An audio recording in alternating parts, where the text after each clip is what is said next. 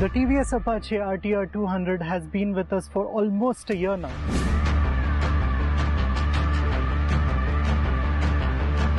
While the NS 200, its main rival, has been under hibernation for quite some time. With the new BS4 compliance, we have the NS 200 in its new avatar right here with us. And with this, we just had to find out which one amongst the two street nakeds can deliver a better balance between city riding as well as the weekend masti that we all look forward to.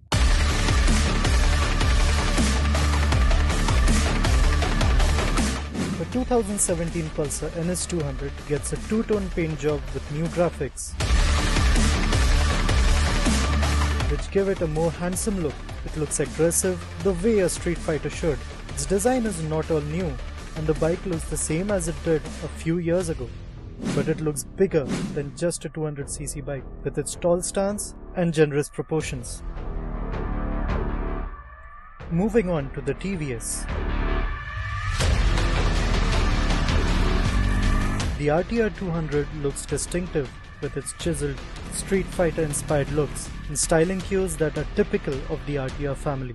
The headlight looks appealing with its boomerang shaped DRLs, and its design in fact even reminds us of the BMW G310R, particularly the offset lid for the fuel tank. The RTR also gets a smart looking all-digital console as compared to the Pulsar's part analog, part digital unit, which looks appealing but slightly dated in comparison. Parts quality on the RTR is better than the Pulsar 2, especially the finish on the clip-on handlebars and the switchgear.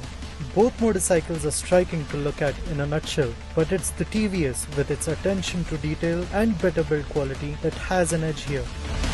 But who holds the advantage when it comes to performance?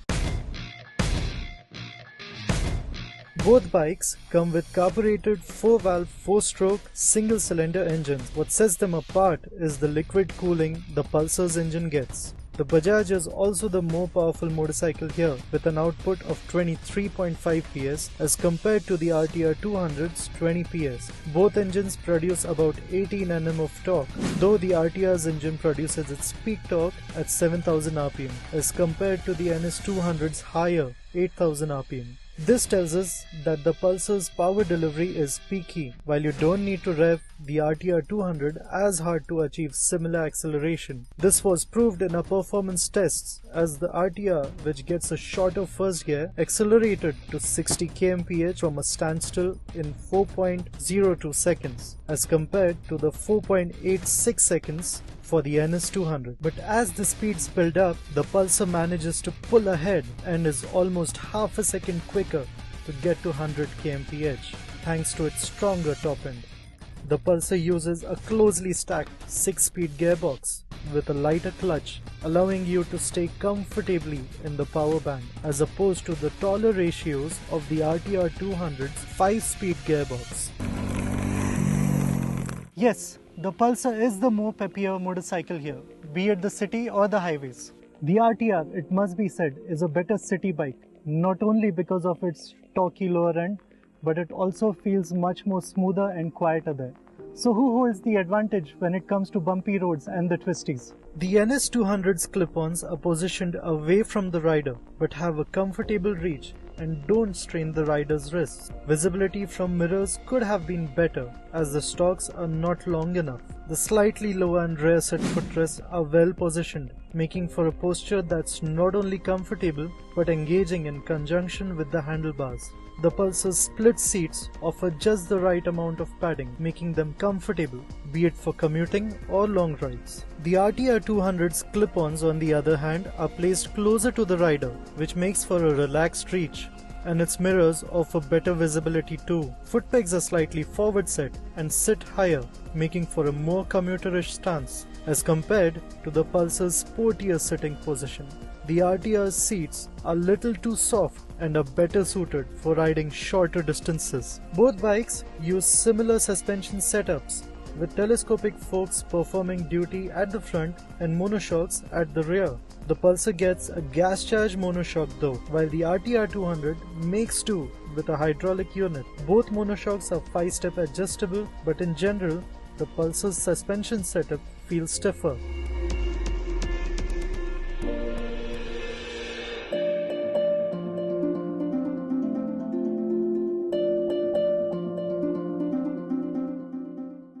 Coming to the fun bit, the Pulsar NS 200 is the better canyon carver.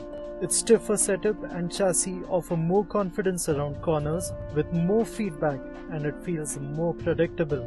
The RTR isn't as aggressive when it comes to attacking a series of corners. It is confident on its own, but simply isn't as sharp as the Pulsar due to its softer setup. Surprisingly, the Pulsar is the better of the two when it comes to braking though, thanks to its bigger 280mm rotor as compared to the RTR's 270mm front disc, as it not only covered a shorter distance when braking from 60 but took lesser time as well. In comparison, the RTR's brakes could have offered more feedback too. The RTR does take some time getting used to, and its more commuter focus is apparent in the way it rides. It is also softer and cushy for low speeds. On the other hand, the Pulsar has a more stiffer suspension setup, making it the more easier one to ride faster. Looking at the all-important question of fuel efficiency, the RTR 200 was able to nudge the NS 200 by a significant margin in the city. However, the Bajaj was able to better the TVS on the highway by returning higher efficiency numbers on open roads. On the whole, the RTR was the more fuel-efficient bike in our tests, but not by a big margin. So the RTR 200 and the NS 200 are two very capable motorcycles in the market on offer today. The RTR 200 comes across as a worthy contender, as it makes a strong case for itself by offering commuter-friendly dynamics, plush seating, and better fuel efficiency in the city.